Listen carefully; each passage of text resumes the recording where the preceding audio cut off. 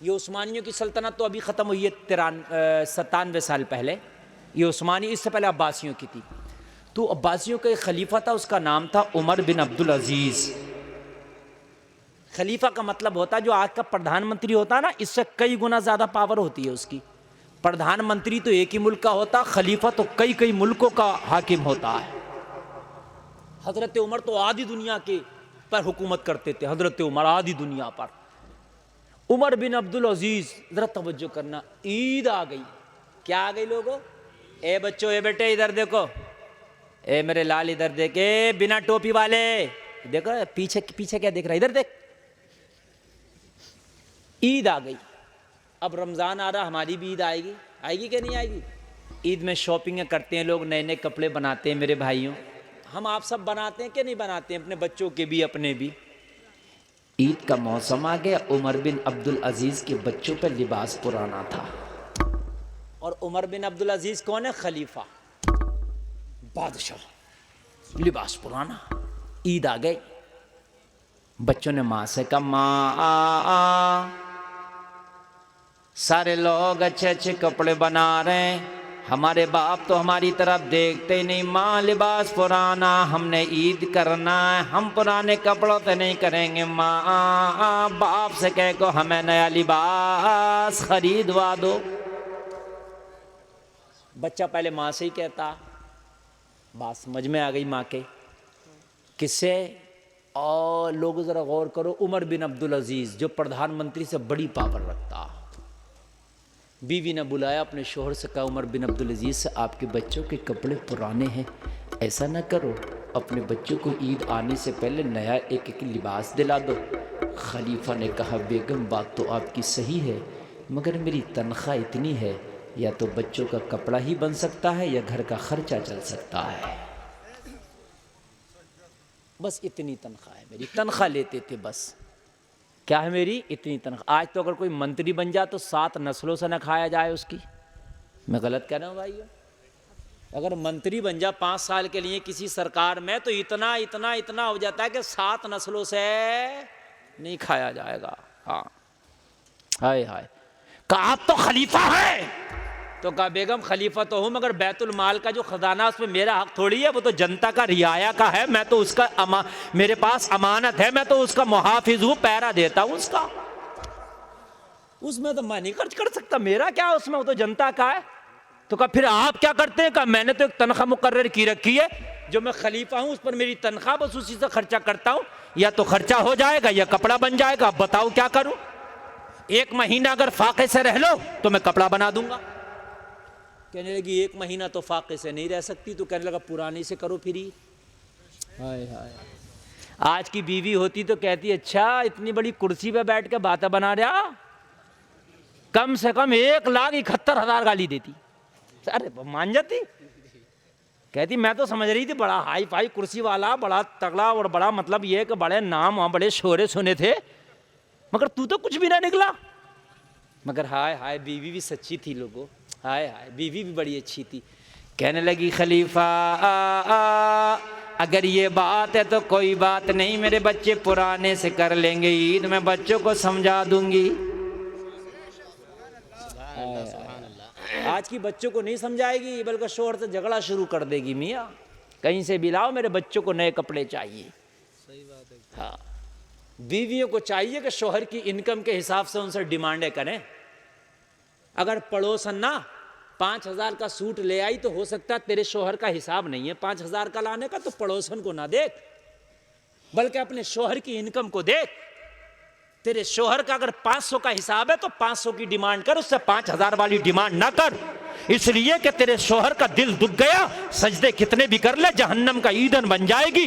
اپنے شوہر کو خوش رکھ، شوہروں کا مرتبہ میرے نبی نے فرمایا اگر خدا کے بعد کسی کو سجدہ کرنا جائز ہوتا تو میں عورتوں کو حکم دیتا کہ اپنے شوہروں کو سجدے کرے، لیکن آج تو پتہ ہی نہیں شوہروں کے سر پہ بیٹھی ہیں، اور سر پہ بھی کیوں نہ بیٹھیں گی، یہ شوہر بھی تو کم تھوڑی تھا، یہ پسندی کہاں رہی تھی جب تک بلیرو نہ لے کے آئی۔ صحیح بتا رہا ہوں بھائیو، حقیقت بات یہ ہے، جب وہ آتی ہے تو میاں پھر وہ آتی ہے رولے میں پورے، ظاہر سی بات ہے ان نے بھی خوب دل دکھایا تھا تو یہ کم نہیں چھوڑتی ہے، بھی سود بیاج کے ساتھ پورا مکمل حساب برابر کر لیتی ہے۔ ساس سسر کی سب سے پہلے خیریت لیتی ہے اور نندوں کی، کیونکہ پہلے جو پسند کرتے ہیں وہ لڑکا پسند نہیں کرتا، ساس سسر اور نندوں کے ہاتھ میں ہوتا، یہی جاتی ہیں دیکھنے کے لیے لڑکی کو، جاتی ہیں کہ نہیں جاتی ہیں؟ نندے جائیں گی، بہنیں جائیں گی، بہنیں کہیں گی لڑکی کیسی ہے کیسی نہ ہے، اور پھر ادھر سے ساس فرمائش کرے گی میری بالیاں بھی آنا چاہیے، اور سسر کی بھی کہے گا بھائی ہماری مانگ تانگ تو کچھ نہیں ہے مگر فلاں جگہ سے بلیرو دے رہے تھے۔ یہ اس طریقے کے مانگنے کے طریقے ہیں، تو پھر وہ اس کا مقصد ہے کہ اس سے اوپر ردہ رکھنا پڑے گا، اس سے کم میں کام نہیں چلے گا۔ پھر جب وہ آتی ہے آ تو جاتی ہے، پھر جب آتی ہے تو سب سے پہلے خیریت ان نندوں کی لیتی ہے، سمجھ رہے ہیں آپ، ساس سسر کی لیتی ہے۔ پھر سب شکایت کر رہے ہوتے ہیں میاں بہو کے آئی ہے، میاں بہو کے آئی ہے، کیا بتائے مور کا بچڑا ہے۔ ارے میاں کسی کی سنتی نہیں ہے، ارے بھائی سنے گی کیسے، تم نے بھی تو نہیں سنی تھی نا، تم بھی تو کہہ رہے تھے بڑھیا سا ہوٹل ہو، کھانا اسٹینڈنگ کا ہو، یہ بھی ہو وہ بھی ہو، جوڑے بھی اچھے، تم نے کون سی کسر چھوڑ دی تھی میاں؟ ہائے ہائے ہائے، دل نرم کرو لوگو، اپنی طرف سے تم دل نرم کرو تاکہ بیٹیاں یہ دل نرم کر لیں، کل کو جب تمہارے گھر میں بہویں بن کے آئیں تو تمہاری طرف سے یہ دل نرم کر لیں۔ لوگو دل جب دونوں طرف سے نرم ہوتے ہیں تو زندگی کا مزہ ہی کچھ اور ہوتا ہے۔ ابھی لاک ڈاؤن وہ لگا تھا، کیا لگا تھا، یہ گوشت بندی ہوئی تھی، ہاں یہ جب نئی نئی سرکار بنی تھی تو گوشت بند ہوا تھا کہ نہیں ہوا تھا؟ میں نے یار ایک رشتہ کرا دیا، میں بچولیا تھا اس رشتے کا، میں نے بھی کرا دیا رشتہ، بچولیا میں بن گیا میں۔ وہ لڑکی والے نے کہا کہ وہ مولانا گوشت بند ہو گیا، ہم یار ان سے پوچھ لو کہ میں کئی طرح کی سبزیاں کر دوں گا، یہ چھولے اور یہ پنیر سب کچھ کر دوں گا، مگر یہ گوشت نہیں ہو پائے گا۔ میں نے صاحب فون کر دیا، میں نے کہا صاحب وہ ایسے ایسے کہہ رہے ہیں، تو پتہ کیا جواب دیا لڑکے والے نے؟ بولے میں نہیں جانتا، وہ لڑکی والا جیل میں جایا، مولانا تم جیل میں جاؤ، مجھے تو قورمہ چاہیے۔ باخدا یہ جملے تھے یار، ممبر رسول پہ بیٹھا ہوں، اب بتائیے مجھے، یہ حال ہے لوگوں، ہمارے یہ حال ہے۔ ابھی ایک بچی نے کود کے جان دی تھی اس میں سابرمتی ندی میں، گجرات میں، آپ نے سنا ہوگا، تو ایک تمل ناڈ کے پنڈت نے اسٹیٹمنٹ دیا تھا، ہائے اس نبی کی قوم کی بچیاں جہیز کی وجہ سے ندی میں کود کود کے جان دے رہی ہیں جس نبی نے پیٹ سے پتھر باندھ کے اسلام کی تبلیغ کی تھی۔ ذرا غور کرو، ذرا غور کرو یار، ہمارے نبی نے کوئی سونا اور چاندی کے تخت پہ بیٹھ کے حکومت نہیں کی، بلکہ میرے نبی نے ٹوٹی ہوئی چٹائی پہ بیٹھ کر کے پوری دنیا کو اسلام کا سبق پڑھایا تھا۔ بھائیو پڑھایا تھا کہ نہیں پڑھایا تھا؟ کہاں گئے یار وہ سبق؟ ہمیں بالکل یاد نہیں رہے، ہمیں بالکل ہارون اور شداد والے سبق یاد رہ گئے، ہمیں فرعون اور نمرود والے سبق یاد رہ گئے۔ مصطفیٰ کریم کبھی تو سبق یاد کیا ہوتا کہ بیٹی فاطمہ کو کبھی کبھی کئی دن کے فاقے ہوتے، مصطفیٰ کریم اپنی بیٹی کو دیکھتے مگر بیٹی کی زبان پہ شکوہ تک نہ ہوتا، صبر کرتی اور خاموشی سے مصطفیٰ کریم کے گھر میں رہتی، کبھی نہ کہتی بابا میں بھوکی بھی ہوں۔ وہ چاہتے تو جنت بلا لیتے، جنت سے کھانے آ جاتے۔ ہائے ہائے، انہی کے غلاموں کی زندگی دیکھو۔ عمر بن عبدالعزیز کہا بیگم میری تنخواہ اتنی ہے، یا تو بچوں کا کپڑا بن سکتا یا پھر گھر کا خرچہ چل سکتا، بیگم فیصلہ تم کرو، میں اس مہینے کی تنخواہ کا کپڑا بنا دوں گا لیکن خرچہ نہیں ہوگا، اور خرچہ کرو گی تو پھر پرانے میں عید کرنا پڑے گی۔ بی بی راضی ہو گئی، مجھے پرانے میں عید کرانا منظور ہے مگر بچے میرے ایک مہینہ فاقے سے نہیں رہ سکتے ہیں۔ لوگوں کان کھول کے سنو، بات فائنل ہو گئی۔ یہ بات اڑتے اڑتے کیشیئر پر پہنچ گئی، جو منشی سب کی تنخواہیں تقسیم کرتا تھا اس منشی تک یہ بات پہنچ گئی، جو کیشیئر سب کی تنخواہیں دیتا تھا یہ بات اس تک پہنچ گئی۔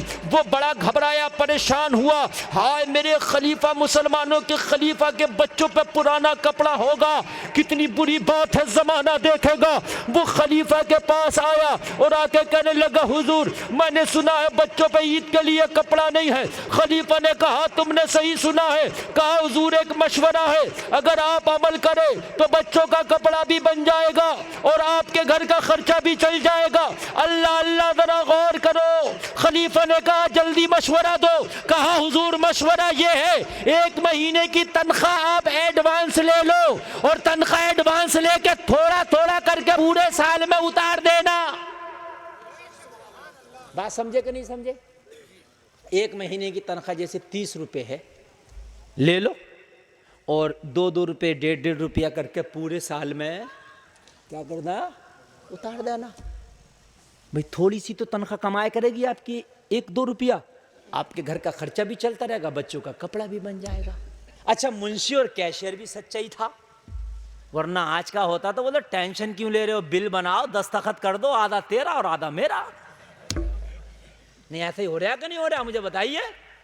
کچھ ادھیکاری کھا گئے, کوئی ٹینڈر والے کھا گئے, کچھ وہ کھا گئے. سڑک میں تو مال یہ لگ رہا ہے ادھر سے بنتی جا رہی ہے, پیچھے سے ادھرتی جا رہی ہے. بھائیو غلط تو نہیں کہہ رہا ہوں میں؟